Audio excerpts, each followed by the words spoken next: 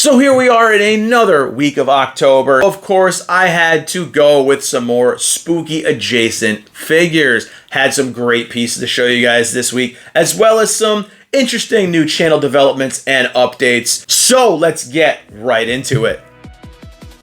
Hey everyone, it's Tony here with Nerds Never Sleep, and it's time again for another weekly roundup. That's right, this is the time of the week where I bring you in, show you all the statues, figures, and collectibles that I highlighted on the channel over the past week using things like shorts, reels, and TikToks, as well as photo galleries across all social media platforms.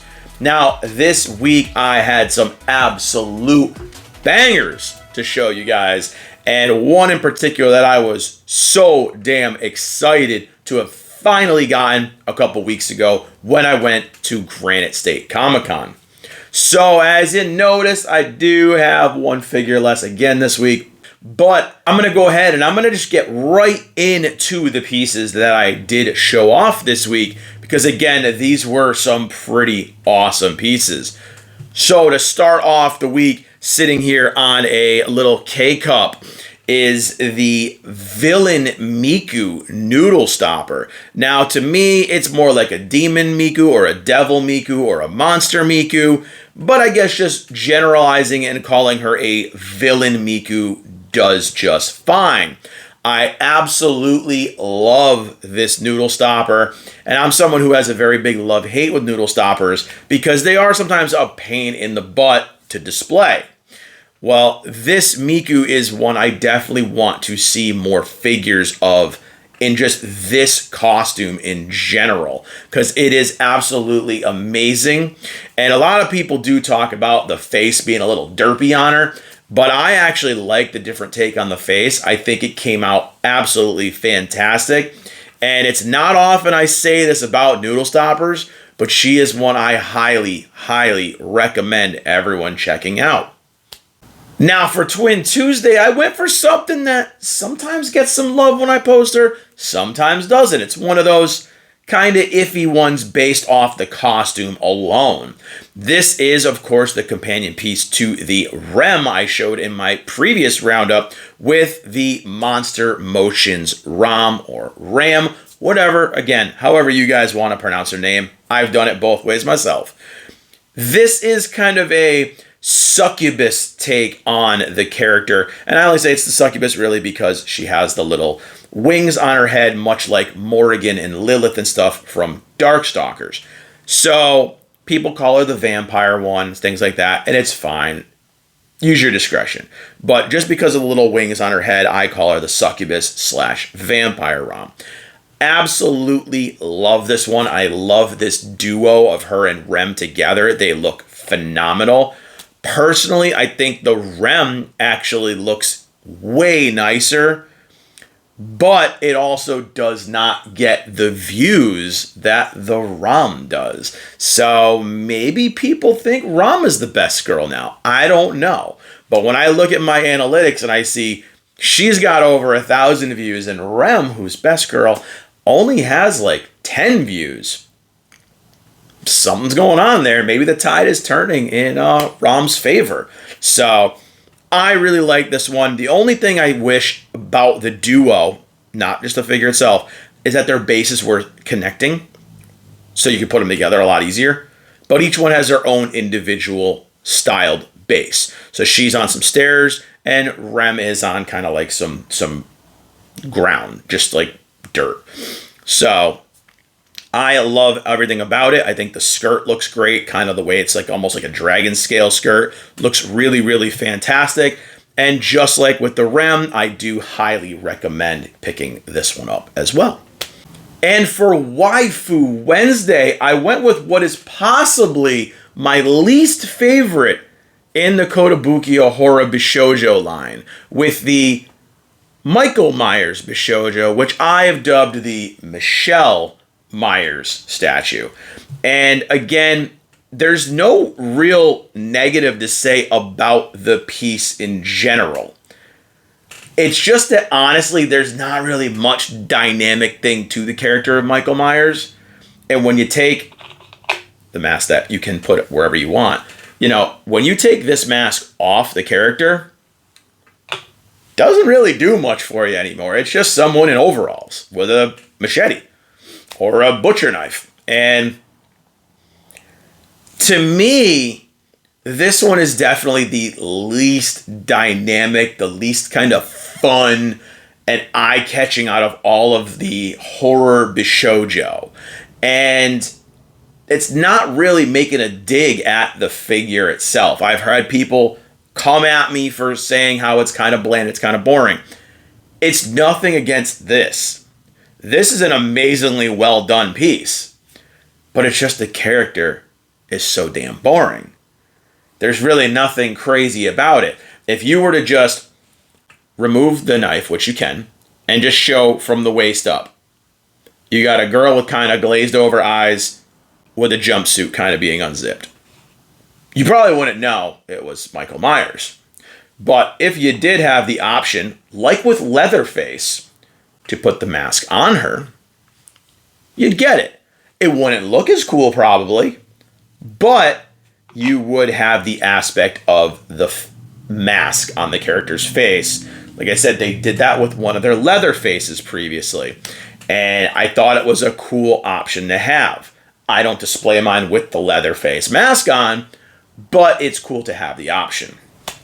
Now for Reincarnated on a Thursday, I went back to one that's surprisingly every time a page favorite by you all, with this very simple Otherworlder Laplace from, obviously, Reincarnated as a Slime. Now, those of you who don't know, you haven't gotten that far in the series yet, whatever, he's a member of what's called the Harlequin Alliance, and they're just basically kind of like agents of chaos. I won't spoil anything about it, but they are just like a chaos factor in the series, and he's a cool character, he's a cool design, but honestly, he's not even my favorite of the Harlequin Alliance. My favorite, of course, is Tyr, and we haven't gotten one of her yet. If you've ever seen her before, she's kind of got the twin tails and the pigtails and the pink crazy costume with the clown mask with the tear going down it. She's a little nut job, and I can't wait to get more collectibles of her. Hopefully we get Tyr and Footman, who is the other one, in this Otherworlder set.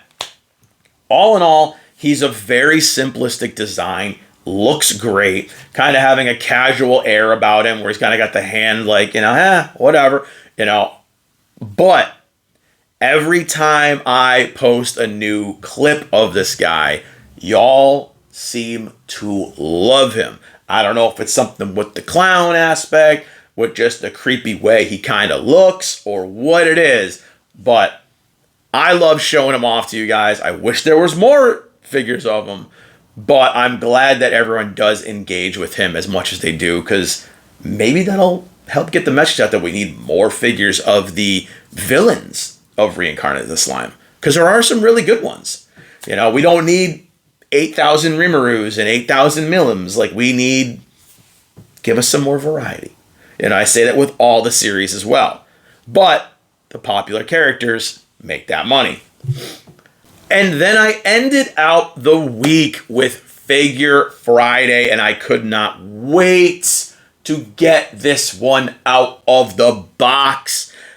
If you guys remember, I did get this piece at Granite State Comic-Con for actually retail price with the amazing Shibuya Incident CHOSO. And man, this does not disappoint. This entire line of these Shibuya Incident Luminasta series figures by Sega is just, they are amazing.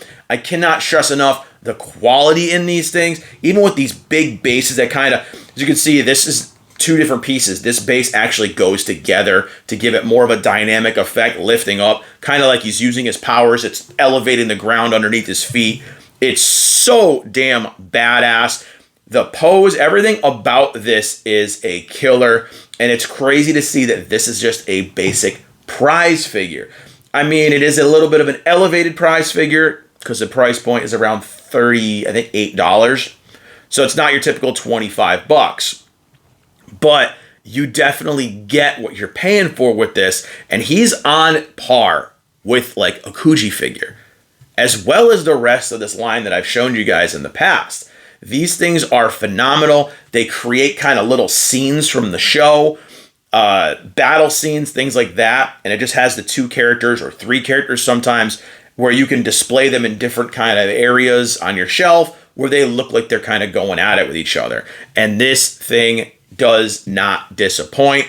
I know everywhere I looked, he was sold out. Every shop I went to, he was sold out in multiple states. My pre-order got canceled because they didn't have enough to fulfill the order. So I know this is a popular one. And going by what, the owners of a few of my local shops have said, it seems to be the ladies that really do love them some CHOSO. They come in looking for them. They buy up all the merch for them. So I gotta wonder, is CHOSO the replacement for Gojo with the ladies? And I might be doing a little short video about that, asking all you ladies out there that question myself, because I've been noticing that trend with the rise of CHOSO in Jujutsu Kaisen. So let me know what your thoughts on that are also in the comments. But let me know what you guys think of this CHOSO and this entire line in general. And of course, Saturday I didn't post anything. I was out at the Connecticut Renaissance Fair all day, so didn't really have a good signal to upload anything, and I was out for about 15 hours. So by the time I got home, I was dead.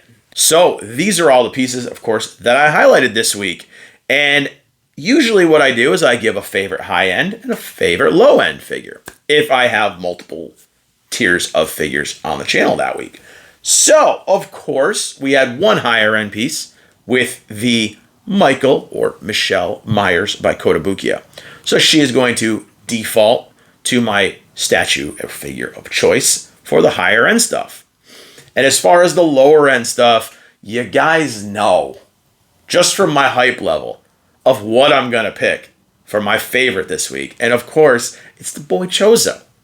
Such a badass piece. I know I just sang its praises a few seconds ago, but again, I cannot stress enough how fantastic this piece is, how worth it this piece is, and just how amazing this entire series has been in general. So I highly recommend getting all of them to you guys if you are a JJK fan. My picks of the week, obviously. Let me know in the comments what your favorite this week was. And now moving on from the figure roundup, page updates. Not a lot went on this week as far as video creation. I did, of course, my roundup, and I did an All Might Ichiban Kuji unboxing for one of the newer sets. Now, I also gave you a little added bonus by putting a Deku and a Bakugo in with that unboxing as well, because they all came from the same set. We had a classic All Might, and we had a little child Deku and a child Bakugo. So I decided, instead of making 3 individual videos for tiny pieces, I'm going to put them all into one shot for you all. If you haven't checked that one out, check that video out as well. I really liked all the pieces, thought they were a great addition to any collection. And I did go back into some live streaming with Metaphor ReFantazio on Friday. I think we did, oh my goodness, it's like a 6 or 7 hour stream Friday, and that game is just peak. It is peak RPG, peak story, peak Atlas. Let's go. I am so ready to just have everybody finally embracing Atlas as the amazing RPG creators they are. And it's well deserved to Atlas and Sega to get these just win after win after win after win with these RPGs. My hot take, my personal opinion, and I know I say this a lot of times even when I'm streaming, is that the Atlas RPGs have eclipsed and just destroyed Square Enix. Square Enix is now a mid-level game company to me. Atlas is going to be leagues above them. I get crap for that all the time, but it's been my opinion for a while, and it's going to probably stay that way for a while. Final Fantasy, since 12, has been kind of for me. Although 16 was an amazingly good breath of fresh air and a step in the right direction moving forward. Atlas, on the other hand, has been putting out banger after banger after banger after banger on every single platform. Switch games, PlayStation games, we got PC, we got Xbox, they're everywhere. And guess what? They haven't had a stinker yet. Shin Megami Tensei 5, Shin Megami Tensei Vengeance. We've got Persona 3 Reload, we had Persona 5, we had Persona Strikers. Now we've got a brand new IP with a brand new setting in the amazing Metaphor ReFantazio. And guys, if you haven't checked this game out, please do yourself a favor. Get the demo, at least try this game. It is fantastic. Or just come check out my live streams because we've been having a great time playing this game. But I know this is not a gaming stream. I know I'm gushing a little too much, but it's okay. I'm passionate about the game. I love it, and I can't wait to go back and start streaming again after I shoot this video. But as far as what to expect for the channel updates this week, so I do have a carryover from last week that I was supposed to post on Saturday, but again, due to me being in a bad signal area at the Ren Fair all day, I couldn't really upload a several gig video while I was out in the woods and stuff all day long. It just wasn't happening. So I did post that on Monday, and that was an Ichiban Kuji made Amelia figure. So if you guys are into ReZero, I highly recommend checking that figure and that video out. And as far as the rest of the week goes, I have been, again, doing some more streaming, trying to get more consistent with that. And I do have another 1 or 2 unboxings I'm going to be posting. And I'm also going to be doing a kind of a commentary type video this week. And it's going to be kind of talking about YouTube Shorts and the experience I've been having with YouTube Shorts on this channel for the past 2 or so years. So if you do, again, notice, this week is going to have a lack of short form content because I need to kind of retrain my page to not be TikTok 2.0 for me. I have a TikTok already. I have the content for the short attention span. So I need to kind of rein it all back in here and get more people back to the channel for the content that I really do enjoy creating, rather than the short, quick 30 to 60 second clips of figures. But you guys will, of course, be able to see all the pieces here on the channel in the weekly roundups every week, which again, eventually I'm going to be converting this segment into a live stream format where I do bring up all the figures, statues, and collectibles and things like that during the live stream and let you guys kind of take looks at them whenever you guys ask. So we're going to get into that eventually. Again, I'm trying to evolve the channel a little bit as the time goes on, and we'll just see how it works.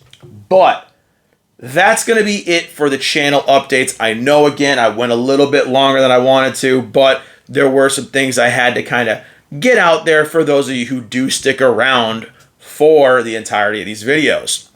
So that's going to be it for this one, guys. I hope you did enjoy checking out all these amazing figures. And again, next week, the only way on YouTube you're going to be able to check these pieces out is going to be during the weekly roundup. So stay tuned next week for some more awesome figures. If you did like this video, do me a solid. Click the like button, the subscribe button, the share button. Spread the nerdiness. Follow on all the socials. The links are down in the description below. And I will see you all in the next video. Bye, everyone.